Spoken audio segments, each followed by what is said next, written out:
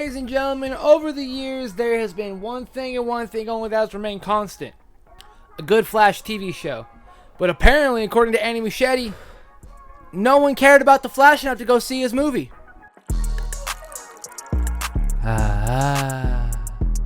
Ladies and gentlemen, welcome to Saturday Morning Cartoons. I'm your host, Doug McDoubles, and today we are going over everything in pop culture today. I got my best friend with me of all time. It's not a snow day, but it is a Flash day, ladies and gentlemen. Next to me is Ray McFlurry the second. Man, I'm doing great. I'm doing a lot better than this fucking idiot.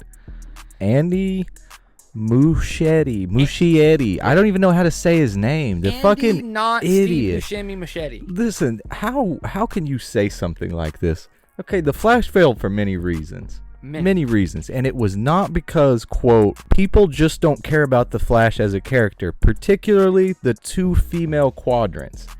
This man thinks that ladies don't like the Flash.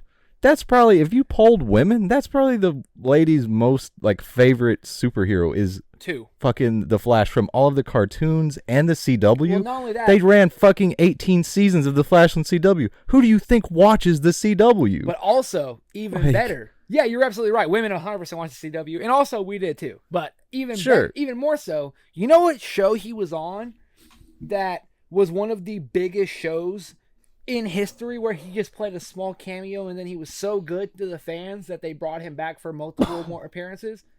Grant fucking Gustin. In Glee. Yep. I have seen more fan cams of Grant Gustin on TikTok than any fucking superhero actor. Like, you think women don't like the Flash?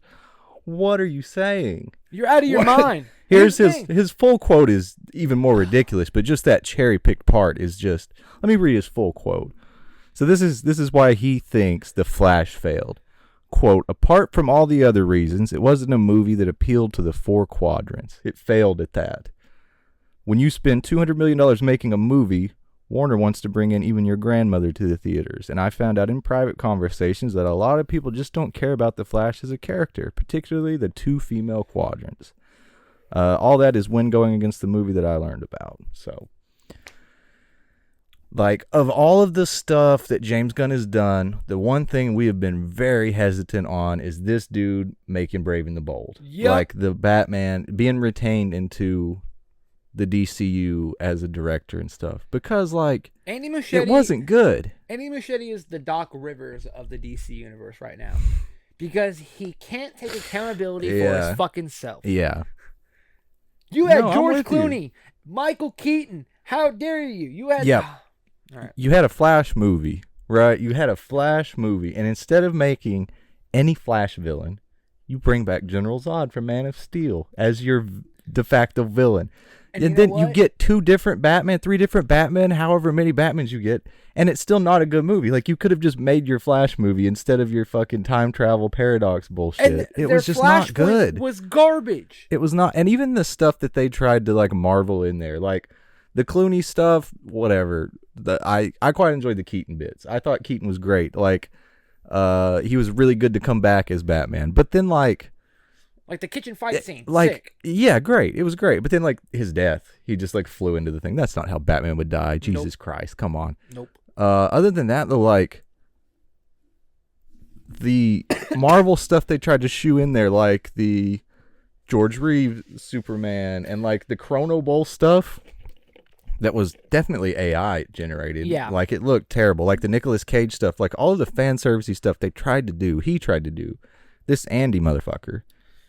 It just failed. Yeah. None of it was good. Literally none of it was good. We got Nicolas Cage as Superman fighting the giant spider on screen, and all it did was piss me off 6 months later. Everything about the movie was shit. Not that ladies don't like the Flash. How stupid could you possibly be? And do you know how many tweets we see of Wally's still alive in Young Justice, bring back Wally in season 5? Do you know how many girls tweet that on a daily basis on Twitter? And a big thing, what the fuck? It's not just a woman thing. You know what people in society don't like? People that have been accused and confirmed to be assaulters. That's a big part of it. That's a big part of it is Ezra. Women didn't go see this movie. Well, he did have a shitload of accounts of assault on women. So, right. I wonder why they didn't want to go fucking see this movie. Yeah, maybe the ladies don't like Ezra, because I said, Grant Gustin, 100 fan cams if you search on TikTok right now. Without a doubt. Like, it's Ezra. It's Andy. It's a bad movie. It's shitty suits.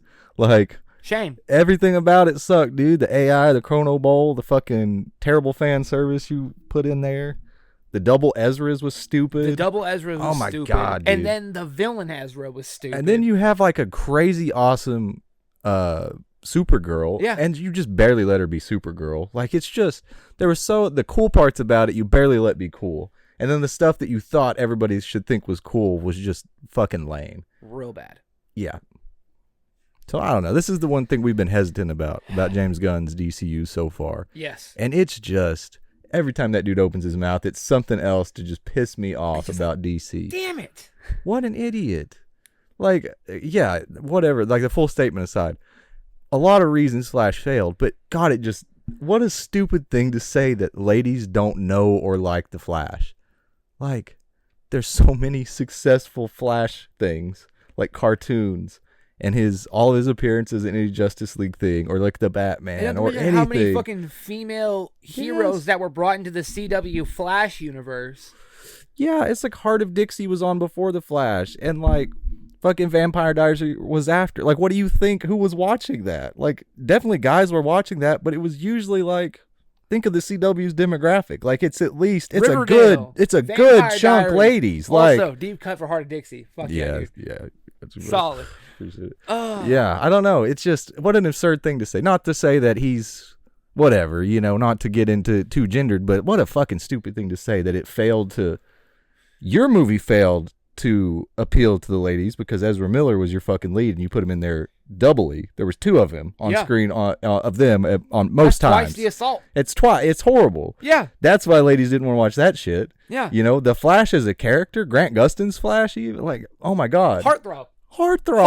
In every other adaptation but yours. You know what's crazy? Grant Gustin can leave The Flash and go make Netflix original movies, and people be like, oh my God, did you see him in that interview with him holding puppies and the little scrub on the beard? He's so attractive. He's great. Not once did someone say, you know who I really like? That salamander looking fuck. Right. You know that guy that attacked a bunch of women? Yeah. There's something about him. No. Yep. Wrong.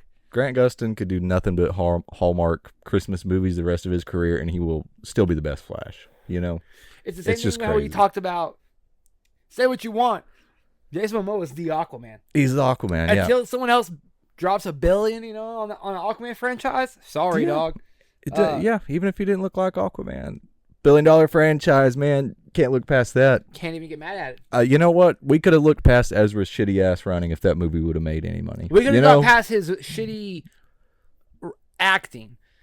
I still think he needs to be locked the fuck up. Yeah, they need to be locked up. 100%. Acting was bad. Yeah. Story was stupid. The way you bring in Batman. You ruined Flashpoint. At the beginning was stupid. Yeah. You had the opportunity to bring in Thomas Wayne. You want to talk about fan casting? The first live action Flash movie ever, you're going to do Flashpoint. You're not going to put a single Flash villain in there. No Mirror Master. No fucking Captain Cold. No Eobard fucking Thawne. Yes. No Gorilla Grodd. No Captain Boomerang. Not even that. They had the opportunity. They said, oh, fucking, we'll give you Uncanny Valley, Nicolas Cage, and Christopher Reeves, and Supergirl that no one actually signed off on. They were in trouble for. Yeah, the family didn't know about. And then Nicolas Cage shot something different than what was on the screen. Like, it's just so much shit. That's why it fucking tanked. But they couldn't give us Jeffrey Dean Morgan, Thomas Wayne? Like in the Flashpoint where it looks just like him in the fan cast? Something, talk about fan casting, fucking Thomas Wayne, Jeffrey Dean Morgan. It could have been perfect. That's literally who they've been fan casting for years, as Thomas Wayne in a Flashpoint movie. And they were like, you know what, dude? You could have committed to Flashpoint. You 1,000%. You could have committed. You did a whole different, it was a different spin on it's our own take. Half-assed Flashpoint and half-assed another story, and then half-assed kept a script that was there 17 years ago. You saw Todd Phillips and Joaquin Phoenix like, it's our own unique take on the Joker's origin. And he's like, well, what if I do my own unique take on Flashpoint? Nobody wants that. Joaquin Phoenix didn't assault anyone. Oh my God. Double-digit cases this man got. Not Joaquin Phoenix. Not Todd Phillips. Shame on you. I think Andy Muschietti should go down to directing streaming services for a while. Yeah, I don't like that he's on Brave and the Bold. Yeah. I am nervous because here's the thing. If he was fine with Ezra Miller being the Flash, who the fuck is he going to bring in as Batman? I don't know. Because he's already had 6. I don't know, dude. I don't like it. He's had Affleck, he's had like Keaton, and he's had Clooney. Who the fuck else are they gonna bring in now? Like, why? Tom Holland, I guess. You know, who fucking knows? I want Pattinson. Why? I just really want to ruin his franchise. You know what? There's some things I would change. Yeah, there are legacies that Clooney, Keaton, even Affleck had a little bit of legacy. You know how I ruined those? Let me get the hands on Pattinson. Watch me fucking work. No, bad. All right, let's move on from this Flash nonsense. We've got other DC stuff to talk about. Okay, can we talk about? Wait, you go ahead. What do you want to talk about? Namely, let's talk about this comment that James Gunn made back in October before any Creature Commandos had come out. He called this back on October 19th. He said, "I think it's the saddest thing I've ever written." And I want to revisit that now that we've watched the full first season. Because actually, you and I think we quoted this in another episode. I think we talked about it just here at the house chilling. I don't think we were on episode. Because he called this the saddest thing he's ever written. And if I'm not mistaken, again, I don't know the Marvel movies. I don't know the hierarchy of Guardians. But he wrote all three. Guardians backstory, like Rocket's backstory. Yeah. That made you go to therapy. Yeah. Like that, I had no attachment to the characters watching in the theater, and I was bawling. And he calls this the saddest thing he's ever written. Yep. How do you feel personally about that statement? Honestly, I agree with him because here's the thing. He did one movie of Rocket's backstory.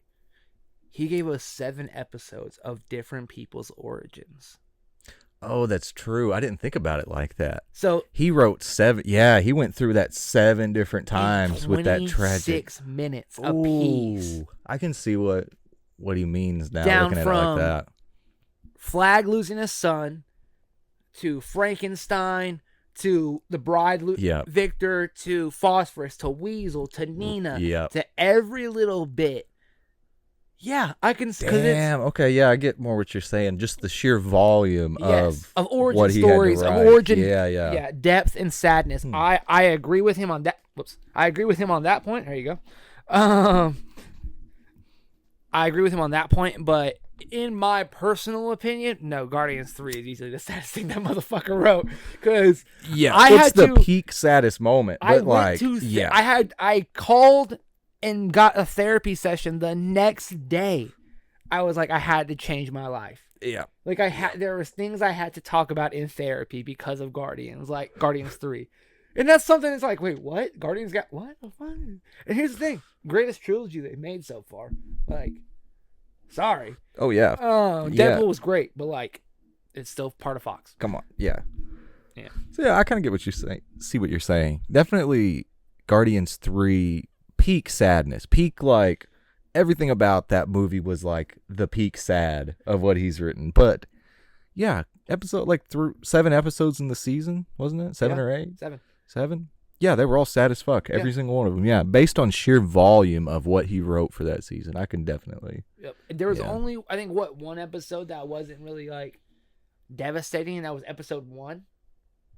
Yeah, it was just like Cersei's attack and the sun showing up. Did it even end on Cersei's attack? I think it was just like her attacking elsewhere, and then it was like showing up on screen and then getting the team. I think that's I don't think that one was very sad at all. I think that was the only one that didn't have any type of real depth other than Rick Flat, like us addressing like, oh, Peacemaker, you know. Weasel's backstory, heart wrenching. Everybody's. Like all of these things, you know. Yeah. Yeah, we're going to have to do a full Creature Commandos episode just to discuss the season, but my God. One thing that came from that was Norway, King Shark, showing up right at the end of Creature Commandos, so showing that he's on the Creature Commandos team for next season. And big news came out about that because that King Shark is going to be voiced by Dietrich Bader. Dietrich Bader, yes. Yeah, he was the Brave and the Bold Batman, and more recently he was Harvey Dent in Cape Crusader Batman, the show that just came out. Yes. So, yeah, he's King Shark. He's Norway. For fan favorites, he's also the male stripper in Balls of Fury. You're damn right. I love Dietrich Bader, man. I am the Boggle Master. You know, you play Boggle? Yes. Absolutely. It's so good, dude. To this day, hang on a second. To this day, I will still, like, if I'm chilling and I'm standing in a line, I will do this just like he did. Is that what that's from? Yeah. I do that all the time, dude. I do it strictly I because had no of idea Balls what that of was Fury, from. where they close the door, they're standing there for a second, they're like, they want to play Boggle? Yeah. Oh, shit. Yeah, Morgan. God damn it. You got Boggle. Is that a challenge? All right. There's immediate friends. Yes, friends. that's Yeah, my yeah. Batman. Hell yeah, dude. So love that. congratulations to Dietrich Bader. You are an amazing voice actor in a multitude of things, literally from multiple seasons of Batman Brave and the Bold, from fucking Harvey Dent to literally everything. We're so impressed, so proud, so grateful that you are a huge DC fan and you're going to continue to do characters justice. Shout out, my friend. Yeah, Creature Commandos wrapped up. Let's go over the 3 DC Studios releases so far. Obviously, we had The Penguin came out first. It ended with a 95% on Rotten Tomatoes. I saw this. I lost my fucking mind. Yes. Superman, the Christopher Reeve story. 96? 98% on Rotten Tomatoes. And then Creature Commandos wrapped up with a 94%. So the lowest rated DC Studios project yet, you know? If you really think about it. Yeah. Fucking flop. It was wild. Right above it, Golden Globe fucking winner. Golden Globe, baby. Let's go. Which is nuts to think that show did so good and was so highly reviewed that like no one's really talking about Creature Commandos like that, even though it has the same Rotten Tomato score. And Well, that's just the disrespect animation gets compared to, because we talked about last episode. Like, there's so many Transformers performances that should have gotten nods, and And here, I would also like to bring up something that you and I talked about on a multitude of episodes since he announced that he was going to be a part of DC, that James Gunn was going to be, that you and I were confident in one thing would just remain true, solid, and continue to grow is the hierarchy of the DC animation. Yeah. And 94% on Rotten Tomatoes. Yeah, dude. Fucked. You know what I mean? Season 2 is already coming, dude. Yeah. Like, it's DC Studios, the DC Universe, it's starting off with a bang, man. Like, it's damn fucking good. No shit. I'm down for good. it. 100% down. Dude, let's go the opposite way. Oh my god. Let's talk about this. I thought this is what I thought you were gonna bring up first. Suicide Squad Kill the Justice League, which is really Kill the Arkhamverse if you think about it. Yeah. It has wrapped up. It's officially done. It wrapped up the other day with a 2-minute motion comic that brings Batman back. So yeah, not even a 3D cutscene. It's like a Paper Mario type of thing. Yep. So yeah, the storyline concluded with Harley Quinn kind of explaining that literally all of the Justice League that died, they were clones. Batman and Superman and Green Lantern, which that's a problem for a couple of reasons, because the real Wonder Woman died. Yep.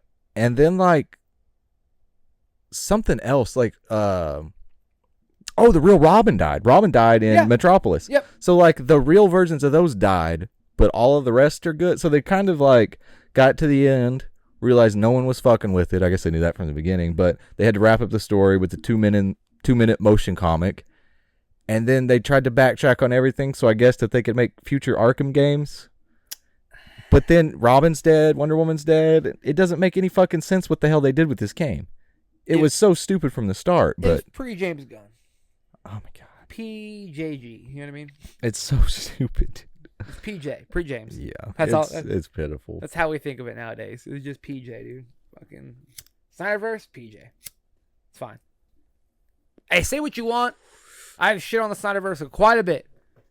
But I did wake up bright and fucking early, all right, when they released the Snyder Cut. And I watched all 4 hours. And then I watched all 4 hours of the black and gray version. So I am a fan of his version of the Justice League. The 4 hours was worth it in my opinion, but you could have done a lot of shit better. 4 hours, you couldn't fix the fucking lighting. What? Tell me, 4 hours was what the difference between you and Josh Whedon, but not lighting. Get fucked. But still, shout out Snyder Cut. Give us the Ayer cut next, James.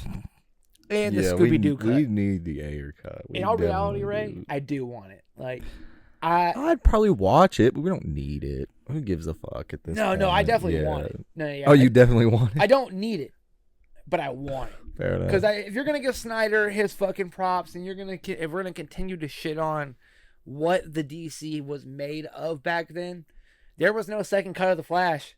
You know what I mean? They let that motherfucker roll. And there's a second cut of the Ayer cut that he was like, no, this is what I wanted. They didn't let me give it to us. Yeah, if you're willing to give us the Flash, fair. you know what I mean? Give us the Ayer cut. You know, fuck y'all. All right, getting off of DC for the most part, into a little bit of anime. Dale Wilson, he passed away at the age of 74. You probably know him because he voiced Cell, Kami, and Android 8. That's right. Also known as Aider, also known as the one that taught Goku empathy, one that saved the whole fucking universe, if you think about it. He passed away. He was in the Ocean dub. He voiced him in the Ocean dub. So, okay. Yeah, he passed away at 74. Damn, R.I.P. a legend, dude. All right, yeah, because Aider, you think about it, man. Aider, he's the only reason that Goku doesn't turn into a fucking Saiyan. Because if you think about that Dragon Ball story, he whips the Red Ribbon Army, right? Right. He whips that ass, and at the end, he's gonna kill the guy. Like, he's gonna kill that guy. And Android 8, Aider, he's like an android with empathy or something. Like, that's his whole thing, is he went wrong because his empathy thing was like malfunction. Yeah, malfunction. And so he teaches Goku, he's like, no, you're better than him. Like, he would kill you, but you're not him. Like, you're better. And so it was like Goku was a child, it was Dragon Ball. And from that was like a direct correlation for the rest of the series. And Aider is brought up, like, you see him on screen one more time when they lift their hands for Mr. Satan or whatever. Like, that's another time he shows up. But yeah, like, he's such a fucking legend. R.I.P. Dale Wilson. But dude, literally continuing Dragon Ball Z for fucking 35 decades. Aider's the fucking best, dude. What a fucking legend. What a legend. In other devastating kind of news, Ray Stevenson had passed away after Ahsoka Season 1 had came out. And his character, Balin Skull, a not Sith, but nomad. We'll say evil nomad at this point. He unfortunately passed away, and they were unsure what they were going to do with his character. And it was officially announced that the man who played the Hound in Game of Thrones will now take his role in the now confirmed Ahsoka Season 2. Yeah, that's really damn exciting. Sandor Clegane, the fucking Hound. And Rory McCann is his real name. Here's why I like this.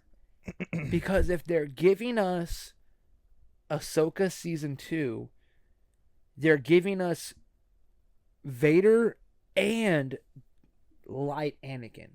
Okay. Because in the Clone Wars, this, that, and the other, they're talking to Anakin. The son is, and they're one of the main people of the Force. It's like, you're going to be the best of us all. Like, you're going to see the light, even in your end.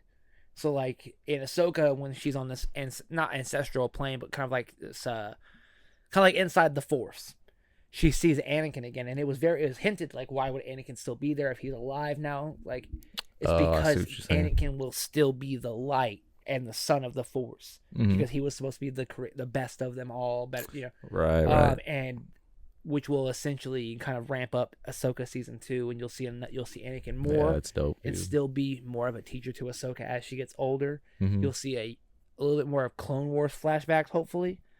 Yeah, her Clone Wars story, man. That's great. Yeah, that cartoon is fucking awesome. Yes. Yeah, her whole storyline in that's great. Ahsoka as a kid, when they did the flashbacks in the live action Ahsoka series, the kid Ahsoka is played by the daughter of America Ferrera and Barbie.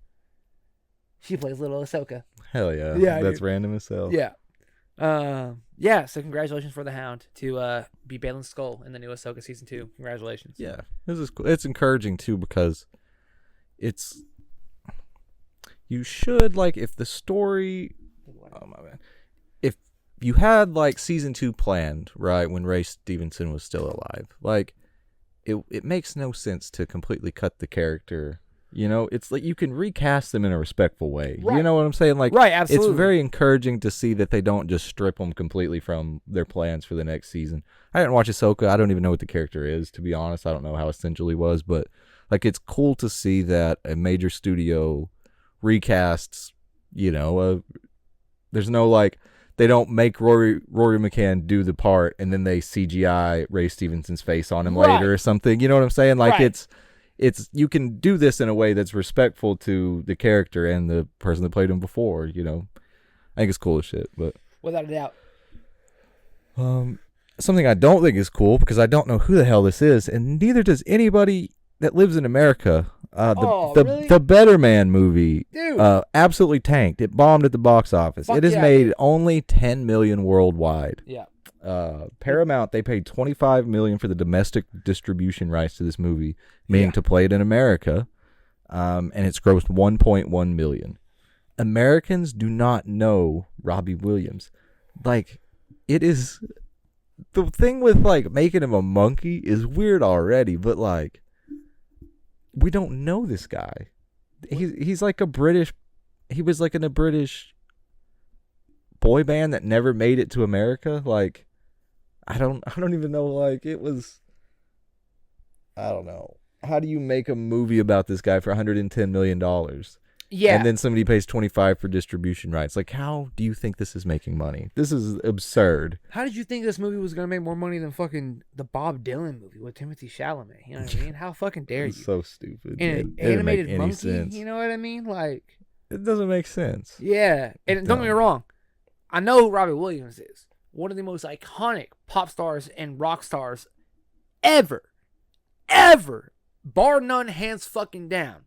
I don't agree. For the I've next listened couple to of his hours, music. He does not make rock music. For the I next have heard couple him of described hours, as rock star.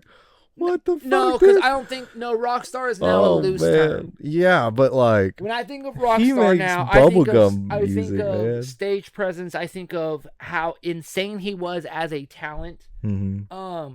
Like when I think of the rock star name as of 2016 has been changed forever, and it's because of Lil Uzi. Not because of Lil Uzi, but because of the interview with Lil Uzi where he was like, "Don't bring on. I'm not fucking rapping on no beats, bro. Dude, I'm a fucking rock star, bro. Like I don't do that shit." Is Uzi not a rapper? I don't listen to He's a rock Uzi. star. You know, it's Machine Gun Kelly, artist, rock star. If the way they control crowds in that same form of insaneness, crowd control, the way their stage presence, it is rock star vibes and presence.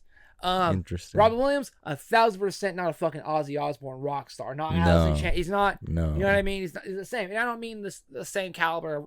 Uzi's always not a fucking rock star or Machine Gun Kelly. He makes softer music than Andy Grammer. Like, he's right. Robbie Williams, yeah, 100%. It doesn't make sense why it was made. Like, you know who I really fuck with? I don't get it. Jason Mraz, hands down, best metal artist I've ever heard about. You're like, what? I'm yours. And you're like, what the fuck did you just say? You know, I understand. I feel like Ben Wyatt, dude. Like he's like Will Sebastian. I want to get it. I don't like him or think like his music is good, but I want to understand why they like him so much to have made a movie about him. You know, he was anti-establishment to an extent back in the day, and being very fuck the government, fuck the police. Back in it being British, and you know that will give you everything back. In the day. It was everyone was anti-establishment in that era. You know I'd never heard of this dude. I had heard of one of his songs, but I don't know. It was just like a Surf's Up outro song or something that I'd watched back in the day. Like that's the one I'd heard of this guy, but I didn't know him by name. Yeah, you know? no, without it, I don't know who the fuck he was. I completely understand. And it's amazing to see that 99% of Americans have also no idea who the fuck this guy is. Yeah, I respect that. It shouldn't have been brought to Shouldn't America. have been made. It could have been made. Nah, not for that much money. Didn't need to be made. What was it? Like 160 million was the budget? 110 million for production. That's what it was. Yeah. And most of it probably went into making this dumb motherfucker a monkey in the movie for some reason. It was his idea. It was his idea. No. Otherworldly, dude. Yeah, apparently a monkey does cocaine. The monkey does coke at one point, and if you can't get a monkey doing coke to make money at the box office, shame on you. Shame on you. They saw a cocaine banner, like, what if we had some songs to it? You know what I mean? You motherfuckers, man. Ladies and gentlemen, over the course of the years, we have gotten rumors and answers, or I would love to, or do you have a script answers? And it was officially being confirmed a couple months ago, about 8 months ago, that we were getting a SHREK 5. Amazing. Oh, yeah.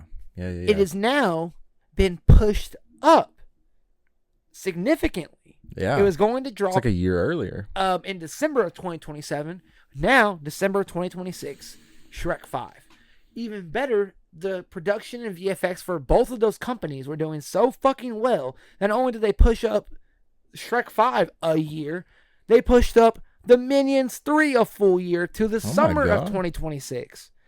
That's incredible. So now, even better, we get The Minions 3, 2026. We get Shrek 5, Christmas 2026. Mm-hmm. But we also get Ice Age 6, December 2026. I'm down for an Ice Age 6. I'm always down. I do, without a doubt. I'm down for it. Yeah. Give it to us. Hey, Matt Reeves. You know why I brought you up. You know why I brought you up, big dog. Come on. Go forwards, man. Come on, man. We don't go backwards. You don't have to drop back another year. What are you, Marvel? Fuck out of here. Come on, buddy. What the fuck? Speaking of Marvel, that's a good point. We talked about Seth Rollins several times in the production of the Captain America 4 movie. Being a part of the Serpent Society. Yeah. And then they cast Giancarlo Esposito, and you were like, wasn't that supposed to be Seth Rollins' role? Yeah. Then, a couple months later, here we are. Seth Rollins confirmed on a podcast that his role just got cut. 100%. The script went through so many rewrites and reshoots that his role just completely got cut. He won't be in the movie, period. So, I guess that's confirmation for something we've been talking about here and there for about 8 months. Yeah, literally. So, Seth Rollins, I apologize. That's a bummer. You know who I hear is hiring really good actors and people that can do good stuff? James Gunn. Give him a call. You can probably do it. Probably do a good job. He can turn wrestlers into actors. If John Cena, Batista had nothing to do with The Rock. So, and that's why The Rock's. So 2 for 2. That's why Rock's not still Black Adam. Is that essentially what he's telling me is 2 for 2? Oh shit! So Seth Rollins could be the third and final piece. They bring the Miz in. He was in another episode of The Marine. Fucking let Stone Cold Steve Austin be in that bitch. Who cares? He can turn actors into. He can go from nothing into something. Speaking from nothing into something. The world has been utterly astounded by this actress and her incredible range. She is the voice and the actress of Elphaba. Her name is Cynthia. I do not know her last name. Erivo. Oh, Erivo. Cynthia Erivo. Beautiful, amazing talent. Great. Spectacular. Cannot wait for the Wicked sequel. Cannot wait for whatever else you do. However. She was really feeling herself when she said this. Real fucking feeling herself. Yeah. I was appalled. Yeah. I was livid. The audacity. Said, and I quote, Storm is my dream character. It is now like my next dream role. Yeah. Here's the thing, my love. Zero issue with whatever role you want to be in your entire life, woman. Go do your thing. Get your bag. Take care of your family. Provide for your community. Whatever drives you, I salute and commend you. Zero issues. However, no. Sorry. That's about it. Got nothing else for it. She is too thin-skinned to be a woman in the MCU. Yeah. If she's as respectful as I can say that, her reaction to a few of the things when the Wicked movie came out, I was like, my God, if you were in the Marvels when it bombed, some of the internet hatred, you would have lost your mind. I don't think you have the skin to be a woman in Marvel. I don't think, which is a shitty thing to have to consider. When casting a character, but yeah, I respect that. The audacity. I was kind of like, you think you could handle that? From all accounts, like she's a classically trained actress. She's a theater actress, like a stage actress. Yes. She's always been. The way I heard theater heads describe it was, it's not egotistical. She's just that good. Right. She's just that good. Yes, without a doubt. Her attitude matches her level of talent and her status in the industry. Yes, I remember stories of her going when she first started theater school and things of that nature. People were like, "Fuck, she doesn't need to be here." Yeah, because she's so fucking good. Yeah, like we have zero negative things to say about you in the slightest. I already said I was wrong about the Wicked movie being a bomb. Yeah. That's on me. Mean Girls just came out. That's on me. That's my fault. I apologize. However, I don't think you need to be Storm, my love. I'm sorry. Yeah, I just don't. You're above it. First of all, you're way too good at what you do to come and star in some MCU slop, even if it is the X-Men. Actually, other than that, like, you are too good to sign on for a 6-movie fucking project. There's no fucking way. After the first movie, there wouldn't be like, do you not know who I am? I need a whole different contract change. You are too good to slump down to Marvel. And that's not saying other actors and actresses that have done Marvel were not above it, this, that, and the other. Because you got fucking stars. However, you are too classically trained and into such a more grounded in real projects that the universe can understand, not just some nerds somewhere for Marvel. Wicked was universal. I wasn't aware of that, which means I was in the minority of it. Right. I was unaware how fucking viral. I didn't know it was going to be that big. Right. Yeah. You are, my dear, you are way too above to be down here for fucking 45 minutes in a cameo as a post-credit scene, baby. You are way too good for that. Sorry, I'll say it. You are above Harry Styles showing up in Eternals. And you don't need an Eternals situation. Because what if the X-Men movie isn't good? And then people don't like you for your Storm? No, ma'am, you don't deserve that. You don't. You're better than that. You rise above it. You stay alpha. You continue to do incredible projects after this. Marvel shouldn't be on your list because you are so above it. Without a doubt. Yeah. Yeah, 1,000%. Let's keep it on some Marvel. Yes. Sebastian Stan called Thunderbolts the MCU's The Breakfast Club. Tell me what you think about that statement. I love it. It is a group of misfits that nobody cares about, that they don't give a second thought of, and that they're trying to just disband and get rid of, and blah, blah, blah, because they don't give a second thought. I 100% agree with this. I love it, and I cannot wait for the dynamic and the script. I don't give a fuck about the plot. I don't give two flying fucks. I care about the dialogue between the characters. I need to see Sebastian Stan and David Harbour's character. I need to see Red Guardian and the Winter Soldier interact together. That's all I fucking want. Because in the trailer, they're driving the limo and the Winter Soldier's driving behind them on a motorcycle, and fucking Red Guardian goes, "Oh, Winter Soldier, so cool." Just like, he admires, it's so great. Oh shit! I really fucks with that dynamic just from that. They did a whole episode in What If of them being friends, and he was like, he doesn't respect the Winter Soldier because, in the 80s when he was the actual Winter Soldier spy, he's like, he's not even fucking Russian. He's like, I am real Red Guardian. He's like, we don't kill. He has more integrity, and by the end of the episode, him and Bucky become friends. So dude, that's awesome. I want that in live action. Zero issue that it's not going to fail. I wholeheartedly don't believe this movie's going to fail. I'm pretty stoked for it, man. Yeah. Well, it's an action-packed movie that they didn't have to do a shitload of reshoots on. Success! All right, last thing I want to talk about before we get out of here, because I think Tyler's here. Tom Holland recently announced the next movie he's going to star in. And the only reason I bring it up is John Grisham is one of my favorite authors of all time. And they're adapting his book, The Partner, which is a film where a young law firm partner fakes his death and flees to South America, stealing $90 million from a client and leaving behind his wife and kids. Great book. Great book. And Tom Holland's going to be the lead in that movie, which is going to be fucking fantastic. I can't wait for that to be an Apple TV original movie. He's starring in it and producing it for Universal, so it's going to get a theatrical release. Apparently. Oh, good for him then. I'm down for it. Yeah, that's really all I've got, though, man. I think that's it for topics today. I believe so, my friend. I believe so, because I just got a text from Tyler. I'm at the door, but don't want to interrupt if you're recording. Well, ladies and gentlemen, this has been the first official week without any DC shows dropping this week, so thank you for being with us for the entire Creature Commando Season 1. Please stay tuned for our next episode with Ty, where we go over non-characters that can be in the Avatar universe. Stay tuned for all of our gaming episodes, this, that, and the other. Drink plenty of water, please be safe, and we'll see you guys next time. Hey, what happened? Why are those squiggles on the screen? Those are called end credits, Patrick. End credits? But I don't want it to end!